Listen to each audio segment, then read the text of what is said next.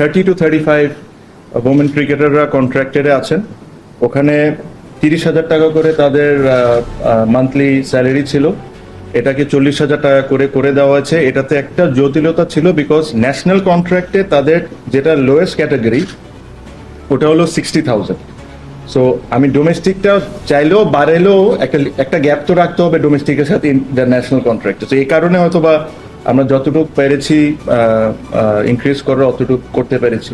Men's ক্রিকেটারদের বিষয়ে আপনি জানেন যে লাস্ট 3-4 বছর ধরে অলমোস্ট, যদি ভুল না হয়ে থাকি আমি, কোনো ইনক্রিমেন্ট হয়নি।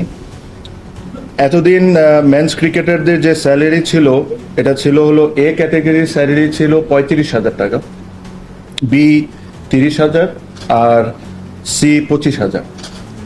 এগেইন আমার কাছে মনে হয় ইটস হাইলি আন্ডারপেইড। এত কষ্ট করে তারা সবাই ক্রিকেট খেলে, ক্রিকেটের কারণেই আজকে আমাদের এই ক্রিকেট বোর্ড, এই ক্রিকেট সব কিছু। মিনিমাম রেসপেক্ট বা যে কষ্টটা করে তাদেরকে মিনিমাম জিনিসটা আমাদের করে দেওয়া উচিত।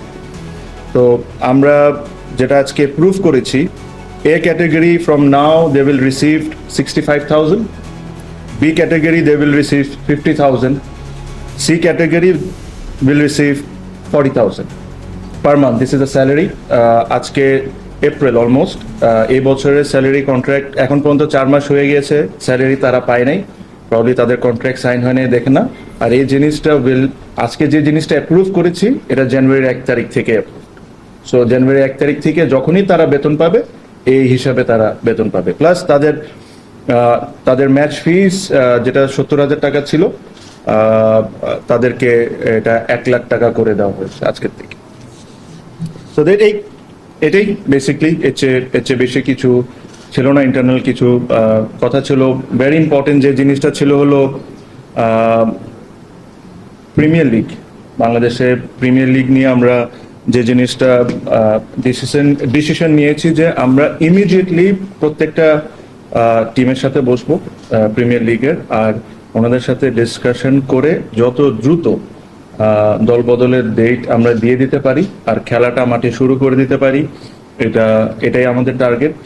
মাঠ নিয়ে একটা সংখ্যা আছে, বাট যদি আমাদের প্রয়োজন পড়ে আমরা মাঠ ভাড়াও যদি দরকার হয় তাও নিব, কারণ এখন অনেক প্রাইভেট একাডেমিজগুলো আছে যারা good enough to host list A matches.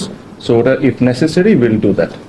আরেকটা ইম্পর্টেন্ট বিষয় হচ্ছে, আপনারা জানেন যে আমাদের বাংলাদেশ সরকার এনকারেজ করছে যে আমরা যতটুক ইলেকট্রিসিটি সেভ করতে পারি, যতটুক এদিকে আমরা সবাই মিলে অ্যাজ আ নেশন যতটুকু হেল্প করতে পারি।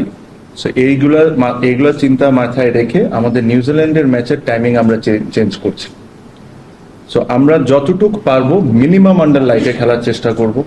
আমি এক্স্যাক্ট টাইমটা আপনাকে বলছি না, বাট একটা আইডিয়া দিতে পারি। যেরকম ওয়ান ডে ম্যাচটা হয়তো বা 11টা বা 11:30 থেকে শুরু হতে পারে, T20 ম্যাচ হয়তো বা 2টা বা 2:30 থেকে হতে পারে। বিকজ ইলেকট্রিসিটি নিয়ে যখন এই সরকার সবাইকে এনকারেজ করছে যে এটা করতে, so we thought as cricket board and as cricketers and everyone, so we should also play our part. So this is what we are doing, and exact timings আপনারা I'm sure with coming days আপনি পেয়ে যাবেন, but আমি আপনাকে idea দিয়ে দিলাম যদি আন্ডারলাইট ইউজও করতে হয় যত মিনিমাম ইউজ করা যায়, সো দ্যাট যতটা ইলেকট্রিসিটি আমরা